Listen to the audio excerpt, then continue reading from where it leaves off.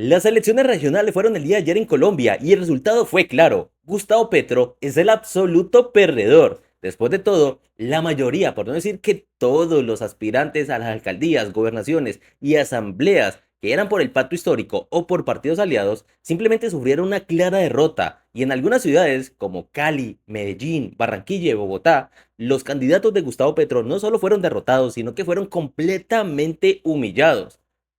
Y debo decir, esto no me extraña. Después de todo, no se pueden presentar los resultados que el gobierno del pacto histórico de Gustavo Petro ha presentado en materia de economía y de seguridad y pretender que los colombianos sigan votando por sus candidatos, que sigan votando por el pacto histórico, porque muchos están mamados de la situación económica y de la situación en materia de seguridad. Los resultados son claros y los vamos a presentar en este video.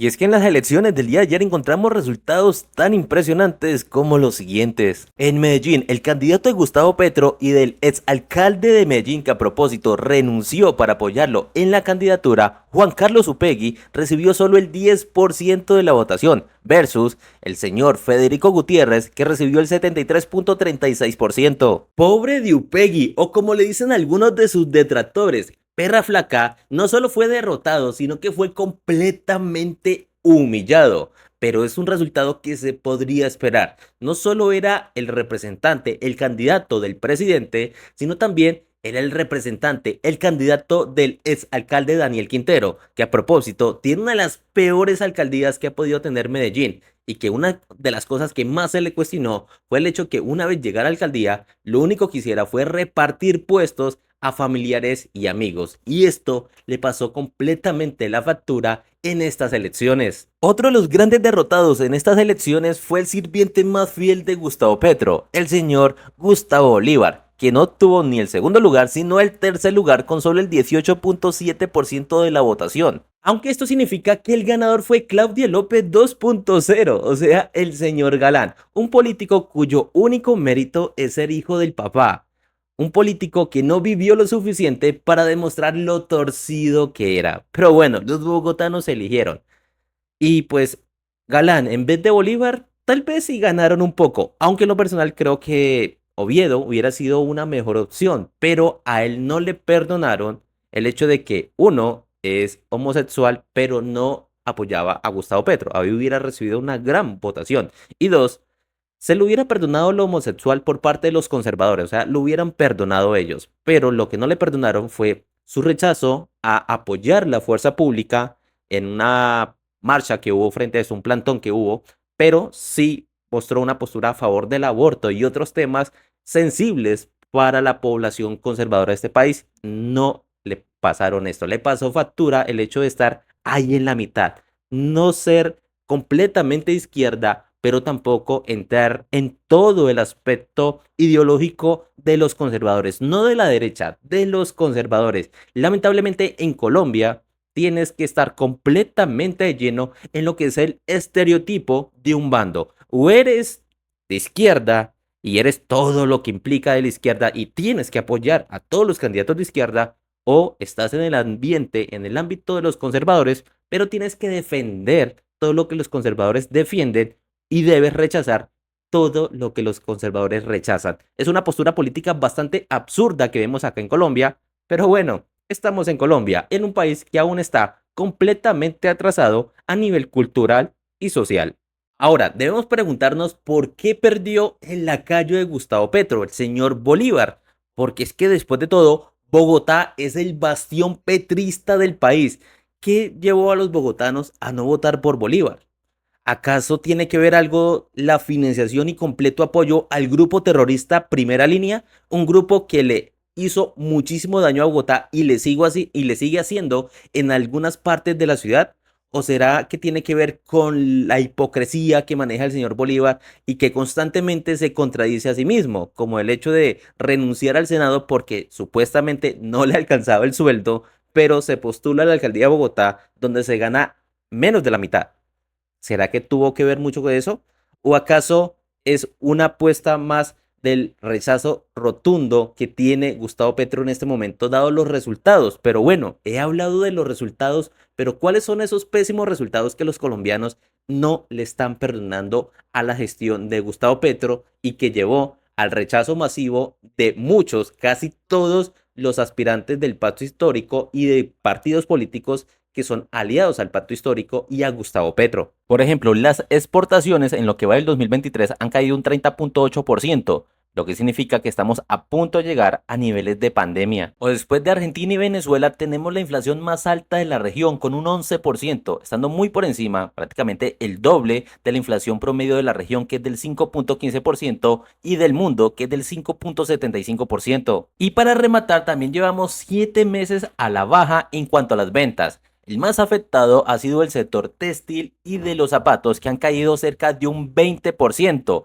Claro, eso hablando de cosas pequeñas, porque también el sector inmobiliario ha caído entre un 51 y un 58% en sus ventas, y el promedio de tiempo de espera para vender una casa pasó a 17.6 meses. Los zapatos, la ropa y las casas no son lo único, porque los carros también cayeron un 39% sus ventas. Y no es lo único, porque la producción industrial también cayó un 3.6% en el mes de julio. Y es por eso que encontramos noticias como esta: Colombia al borde de una recesión. Y cómo no, si estamos produciendo muy poco, vendiendo muy poco tanto por fuera como por dentro, y las cosas están exageradamente caras. Tenemos en este momento que en Colombia es uno de los países con el mayor costo de vida, con uno de los más altos costos de vida de la región. Pasamos de ser uno de los países más baratos para vivir en el 2021 a ser uno de los países más costosos para vivir en Latinoamérica en pleno 2023. En solo 2 años hemos tenido ese cambio.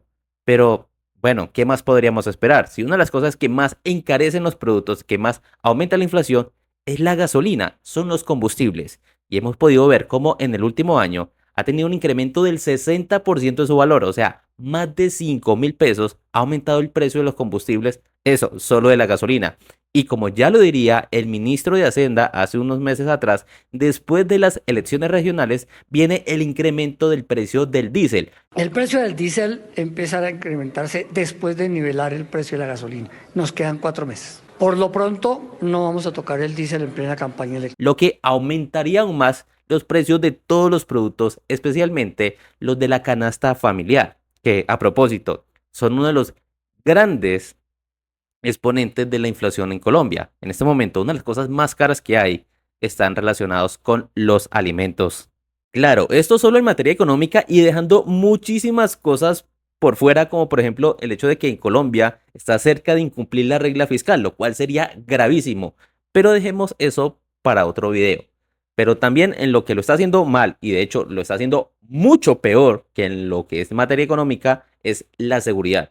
La política de seguridad de Gustavo Petro es básicamente inexistente, y lo único que está haciendo es que los grupos armados, los grupos ilegales, hagan lo que se les dé la gana. Eso explicaría resultados en materia de seguridad como los siguientes: los secuestros aumentaron un 70% y los secuestrados un 83%, los que tienen fines extorsivos un 82% y las extorsiones aumentaron un 18%. La trata de personas, o sea, la esclavitud, aumentó un 48%. Y no es lo único, el hurto a personas, a residencia, a vehículos aumentó. Hay poblaciones, hay departamentos enteros donde los grupos armados son los únicos que mandan, y la fuerza pública tiene la orden de no decirles ni hacerles nada. O sea, en temas de seguridad estamos paila. Y si bien, digamos, las masacres disminuyeron, siguen siendo altísimas porque la reducción ha sido mínima. Pero los que sí están echando muy bueno, están viviendo muy sabroso en este gobierno, son los narcotraficantes.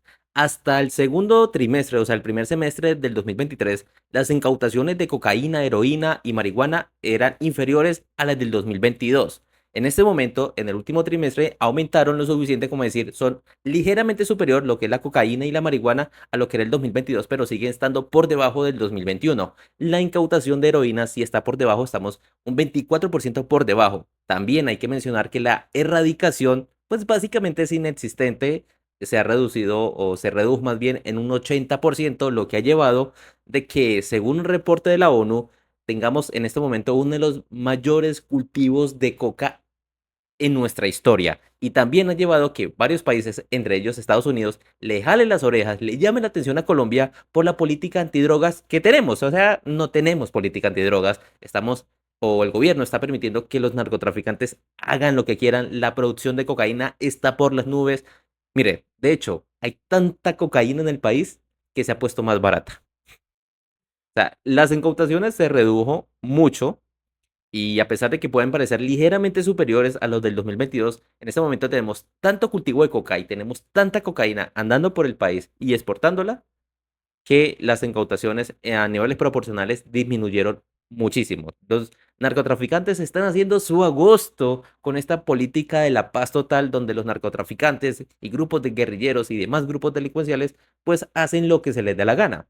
Cosa que también, digamos, las personas tienen muy en cuenta dado los últimos escándalos del gobierno Petro, porque es que en el gobierno Petro no solo han habido escándalos de corrupción, no solo han habido escándalos de abusos de poder, no solo han habido escándalos de que están despilfarrando plata y están viviendo sabroso ellos, sino que también tenemos uno de los mayores escándalos en nuestra historia reciente, y es que hay muchos indicios de que Gustavo Petro llegó a la presidencia con dinero de narcotraficantes y otros delincuentes, en donde está salpicado su propio hijo, está salpicada su ex nuera, están salpicados varios miembros por ahí de allegados al pacto histórico. También tenemos el hecho de que el primo de la mujer de Petro es un reconocido paraco, o sea, hay de todo en este gobierno, hay escándalos por todos lados, abusos de autoridad como las chuzadas ilegales que han ido a parar a la cárcel los policías que a los cuales se les ordenó hacer las chuzadas,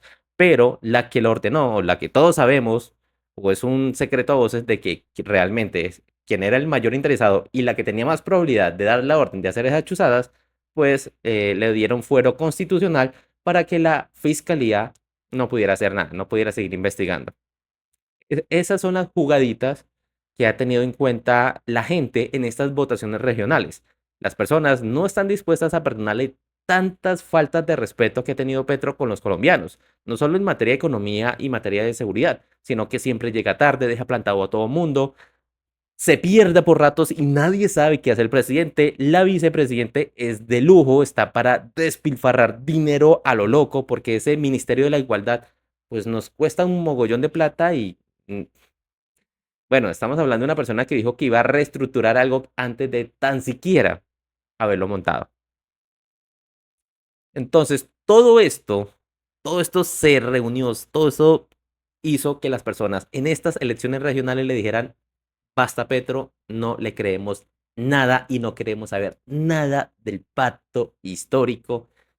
Como dije, se vio en votaciones en todo el país. Por ejemplo, en Barranquilla, uno de los mayores opositores a Petro, que es Lochar, pues obtuvo también un 70 y algo por ciento de la votación. En Cali también un partido de oposición a Petro también obtuvo la victoria. O sea, todo lo que tenga que ver con pacto histórico y sus aliados políticos, partidos políticos, nadie quiere saber nada. Solo en departamentos como Putumayo y Cauca fueron las únicas partes donde tuvieron una ligera votación y tuvieron algunos ganadores, pero es una muestra mínima para lo que se esperaba que tuviera el señor Petro. Bueno, todo en esta vida pasa factura y lamentablemente, y esto es lo más gracioso, el votar contra Petro ha hecho que la gente vote por partidos tan torcidos, partidos que históricamente siempre han sido muy cuestionados por compra de votos, por corrupción, por demás cosas, como lo es Cambio Radical, porque fue uno de los grandes ganadores en estas elecciones junto al nuevo liberalismo. O sea, fueron los dos partidos que más puestos ganaron, puestos importantes como en la alcaldía y gobernaciones. O sea, nos llevó a un punto así como, por ejemplo, votar contra Petro en las presidenciales nos llevó a votar por un personaje como Rodolfo Hernández. Ahora, votar contra el pacto histórico y para no dejarlo ganar, terminaron votando por Cambio Radical, por nuevo liberalismo que, bueno, esa es la política colombiana, así somos los colombianos, votamos entre Guatemala y Guatepeor y uno no sabe qué hacer ahí, o sea, como el cuento entre el diablo y escoja, no significa que el no haber dejado ganar al pacto histórico estos se terminen vendiendo por puestos burocráticos y terminen haciendo lo que diga Petro, estamos en Colombia. Así funciona la política, lamentablemente. No hay candidatos idóneos, todos son corruptos, no importa el partido que sean, no importa si son uribistas, si son petristas, si es Cambio Radical, Partido de la U, liberales, conservadores, Salvación Nacional, todos tienen personajes bastante cuestionables entre sus filas y a la final, casi siempre el que termina ganando es el que más torcido fue. Bueno, mis amigos, eso ha sido todo por este video. Espero que les haya gustado y les haya servido la información. Déjenme en los comentarios qué piensan de estas elecciones regionales. ¿Para usted fue un alivio ver que el pacto histórico ganó? ¿O para usted fue realmente una pérdida? ¿Considera que es una pérdida nacional que el pacto histórico haya quedado por los suelos y haya sido completamente humillado en estas elecciones regionales? También, ¿qué espera usted de estas personas que ganaron de la alcaldía, de la gobernación y demás? ¿Esperan más de lo mismo, o sea, más corrupción, más ineptitud, más despilfarro de dinero, más enriquecimiento por parte de ellos mientras los demás nos jodemos, mientras nos clavan más impuestos? ¿Qué esperan ustedes? ¿O esperan que, como son oposición al gobierno, lo van a hacer mejor? Déjenmelo en los comentarios. Gracias por verme y nos vemos en una próxima.